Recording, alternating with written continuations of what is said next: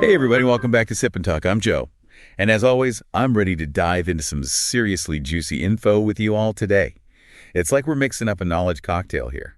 Strong stuff, but oh, so smooth going down. And I'm Sunny, your friendly neighborhood fact checker. I'll make sure we get all the ingredients right. Speaking of mixing things up, you know it's always a good blend? Travel whiskey and discovering awesome new things. You have to check out our friend Mickey's YouTube channel, Mickey to Life. Yeah, Mickey's the best. He's always got something cool going on. Good morning, good afternoon, or good evening to everyone, no matter what time zone you're in. Welcome back to Sip&Talk. Always so glad to be sitting down and doing this. So I just have to ask, have you ever experienced this? You know, you're binge watching a show or gaming with friends, and suddenly the connection just spins. I mean, that one single second of buffering can just absolutely drive you crazy, right? Absolutely. Yeah. I mean, modern security is basically built entirely on having full bars. But have you ever thought about what happens if the outage isn't because your home router is broken, but because undersea cables as thick as your arm were intentionally severed? Oh, you're talking about those recent undersea cable incidents in Asia that sound straight out of a spy movie. I honestly thought it was just tech news, but it turns out someone is secretly cutting the wires. Exactly, Sip&Talkers. It's not just a tech issue, it's a war without bullets. Today on Sip&Talk, we're going to explore who is trying to drag everyone into the mud of conflict in a seemingly peaceful Asia. What kind of ambition is hidden behind touching excuses for peace? We are going to impartially examine the raw, unfiltered data to see exactly how modern deterrence actually functions, mechanically speaking, and more importantly, who is actively out there testing its limits right now. Right. But before we can even begin to understand those shadowy attacks on the internet cables lying at the bottom of the ocean, we really need to lay down some foundational groundwork. Like, how do nations conceptually prepare for threats in the modern era? It's a tricky balance, for sure. It really is. Yeah. You want to prepare for the worst, but you also want to avoid accidentally sparking the very war you are trying to prevent. To understand that balance, we really should look at the philosophy of Japanese politician Kimi Onoda. She's often categorized as, a defense hawk, but her framing of military power completely reframes the conversation. She has this incredibly powerful quote. Oh, I think I know the one you're talking about. Yeah, she basically said, we hope self-defense forces only ever train for their whole lives and never see combat, but deterrence is what protects peace. Wow. That is it's a masterclass in political communication because it completely flips the traditional narrative on its head. Exactly. It changes the whole vibe. Because usually, when a government announces they are doubling a defense budget or stockpiling missiles, the public gets incredibly anxious. They immediately think, my gosh, are we going to war? Right. They start panicking. But framing it as, hey, we're spending all this money so these soldiers never have to do anything but practice, well, that changes the psychological impact entirely. It becomes fundamentally about preserving life, not taking it. Yes. And what she is describing, at least in academic terms, is the strategic concept of deterrence by denial. Now, the logic behind this is incredibly cold, but highly, highly effective. How does that actually work in practice? So it goes like this. You build up your defenses so massively and so overwhelmingly that any potential aggressor looks across the water, runs the mathematical calculations of an invasion, and realizes the cost in blood and treasure is just astronomically high. So it's not about attacking. Exactly. You aren't buying an offensive blade to strike someone. You are essentially putting a massive titanium bank vault door on your house. You're buying a very, very expensive insurance policy. Okay, let me play devil's advocate here for a second, because any political science major listening right now is probably screaming about the security dilemma. Oh, the classic race car analogy, right? Exactly. The theory goes that if you and your neighbor don't trust each other and you build a 10-foot fence, your neighbor gets nervous and buys a 12-foot ladder. Then you buy a guard dog, so they buy a bigger weapon. Doesn't this kind of defensive buildup just create a self-fulfilling prophecy? It's a super valid point. It just feels like two race cars accelerating side by side until the tires blow out and everyone crashes, That is the classic fear, and historically, it's a very valid one. But this is exactly why we have to look past the dollar amounts and look at the specific nature of the hardware being purchased. Like, when Japan recently made the historic decision to double its defense budget, we have to ask, what exactly were they putting in their shopping cart? Right. It's not just a blank check. Exactly. They are investing heavily in anti-ship missiles and remote island defense systems. Now, let's think about the physics of that. You cannot use a stationary anti-ship missile battery bolted to your own coastline to invade another sovereign nation. Because it just doesn't reach. Right. Its maximum range only covers your own territorial waters. Its sole mechanical purpose is to ensure that no one else's navy can safely park on your beach. Okay, so it's really about altering the adversary's risk calculus. You aren't threatening their homeland. You're just making it mathematically impossible for them to threaten yours. Yeah. Basically, you make the juice not worth the squeeze. Precisely. The balance of power in the Asia-Pacific is undergoing a tectonic shift.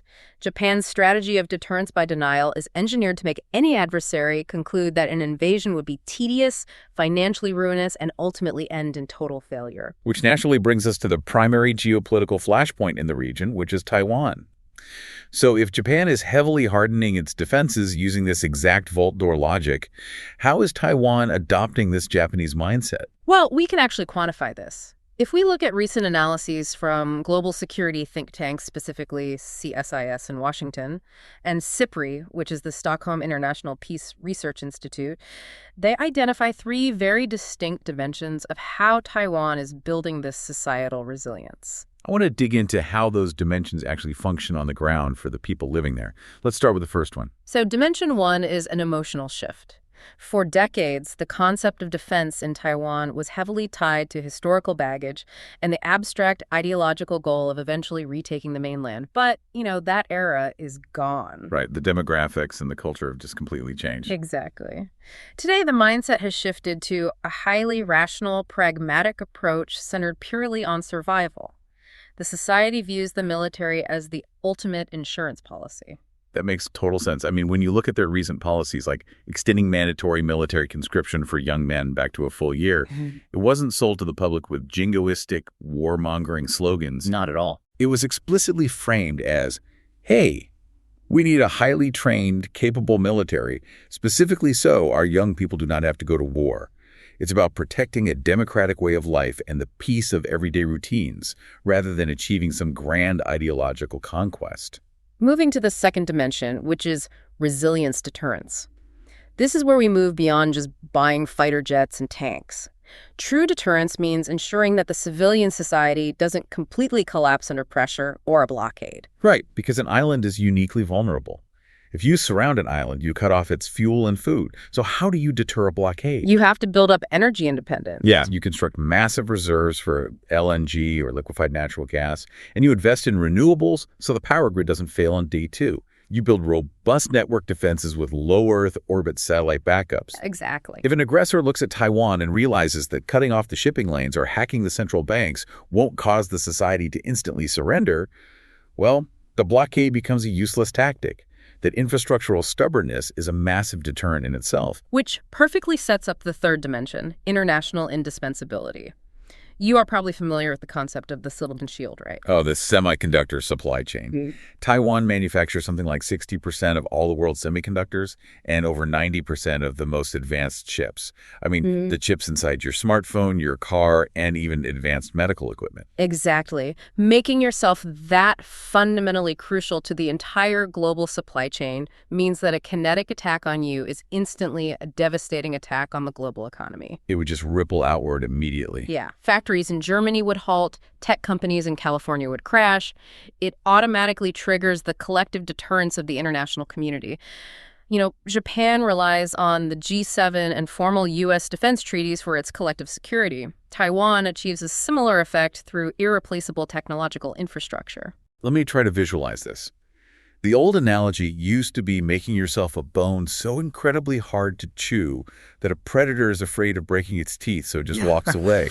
But with the Silicon Shield, it's more like making yourself a porcupine covered in razor-sharp microchips. That's a great way to put it. The predator knows that even if it manages to swallow the prey, it will completely shred its own internal organs in the process. It's mutually assured economic destruction. That is a brilliant analogy. Deterrence is ultimately a formula. It's capability multiplied by will. If you possess 100% of the world's most advanced military hardware, but you have zero will to actually defend yourself, your deterrence equals zero.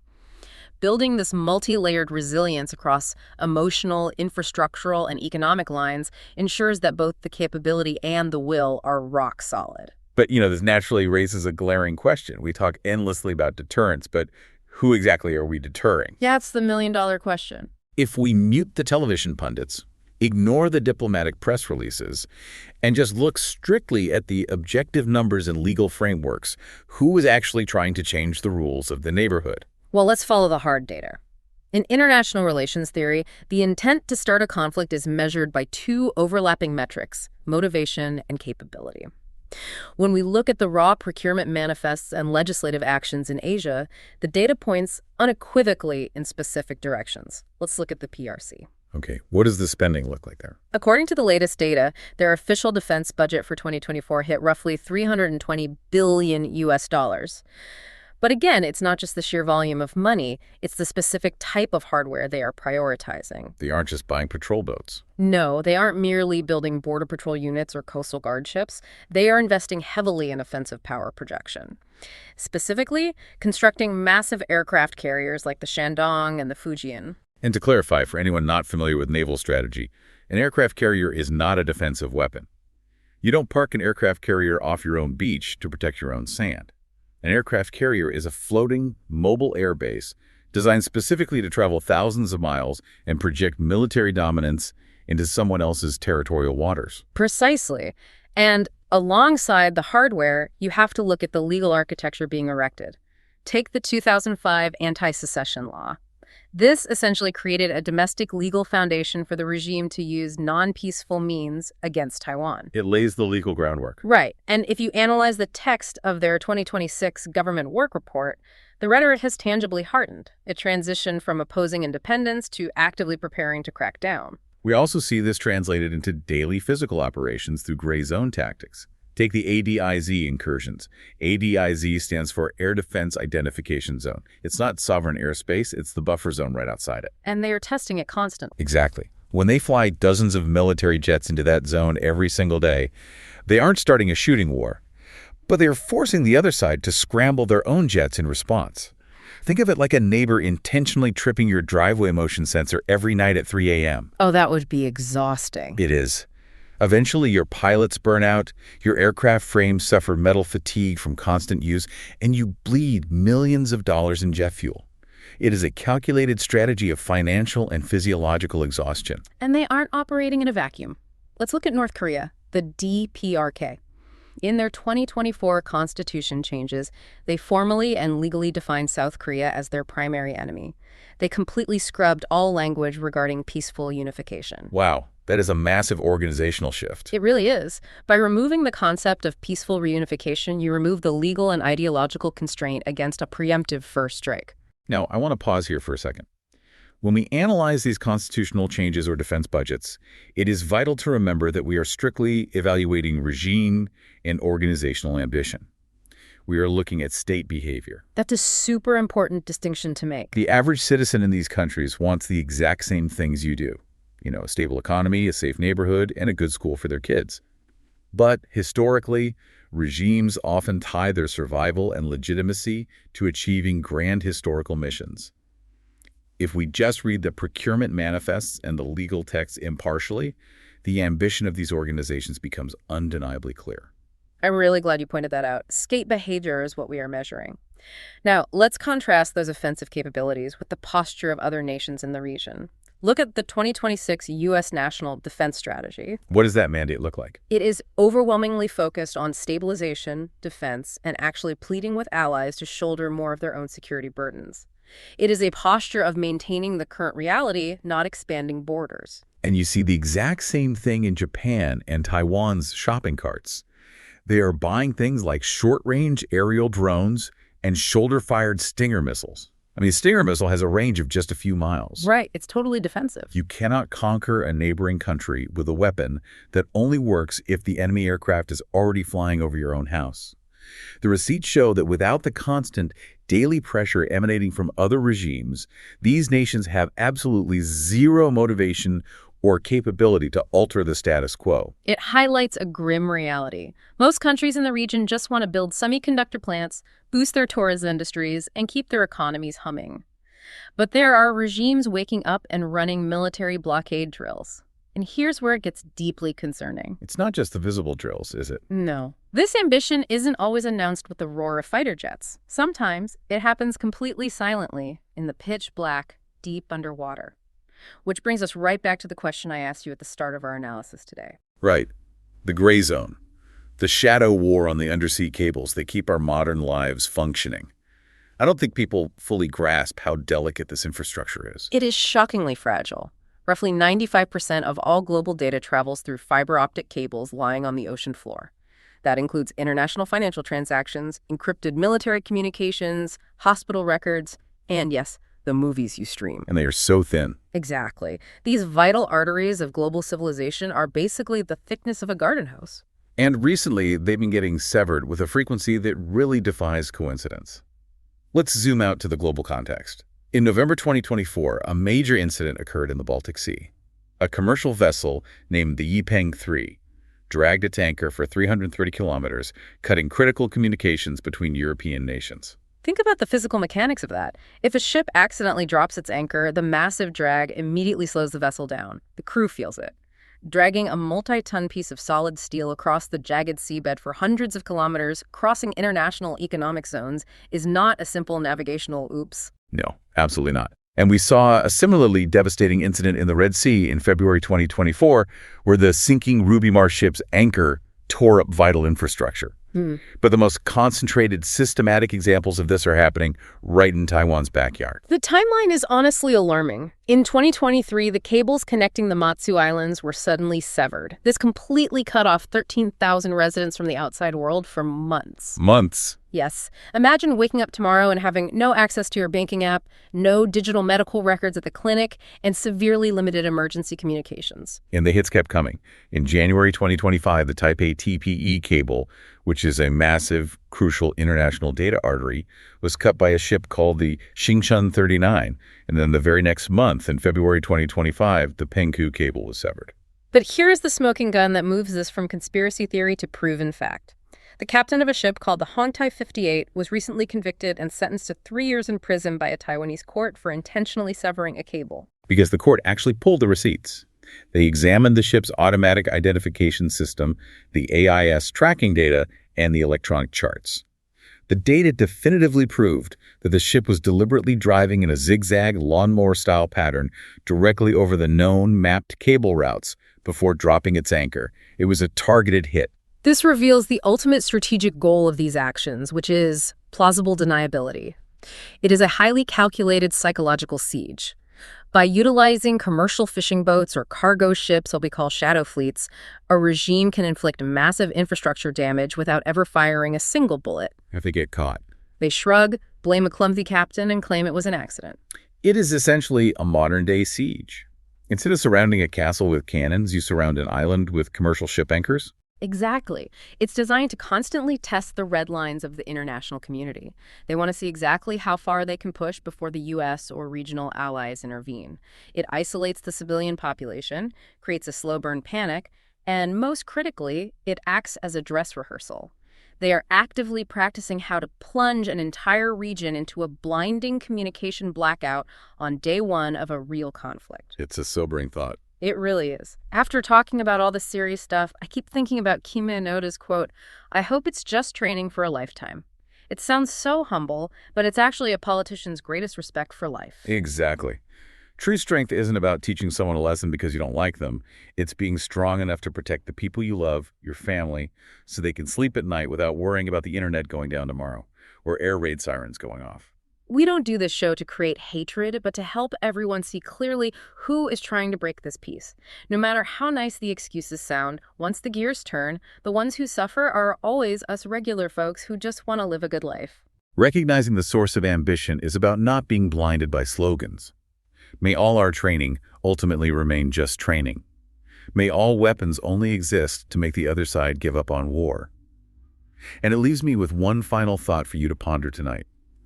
If they can quietly cut the thickest cables at the bottom of the ocean and brush it off as an accident, what other invisible infrastructure holding your daily life together are we taking for granted right now? That's a question we should all be asking. So if you found today's conversation valuable, please remember to subscribe to the Sip and Talk channel. And while you're at it, Be sure to check out our old friend Mickey's YouTube channel, Mickey to Life. He just posted his latest amazing travel vlogs, and trust me, his adventures are exactly the kind of uplifting content we all need after looking so deeply into geopolitics. This is Sip and Talk, hoping you all have a peaceful and secure night. See you next time. See you next time. Bye.